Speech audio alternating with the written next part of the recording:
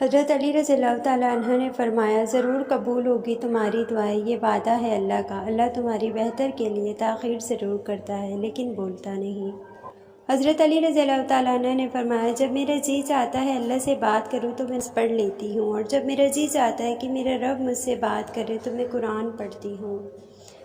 حضرت علی رضی اللہ تعالیٰ عنہ نے فرمایا، جب دل تکلیف میں ہو تو سکون کے لیے سب سے بہترین جگہ سجدہ ہے، کیونکہ سجدے میں اللہ آپ کے بہت قریب ہوتا ہے۔ حضرت علی رضی اللہ تعالیٰ عنہ نے فرمایا، جب دعائیں قبول ہوتی نظر نہ آئیں تو سمجھ جاؤ اللہ تم سے رابطہ رکھنا چاہتا ہے، تو بس پھر اس پر بھروسہ رکھو۔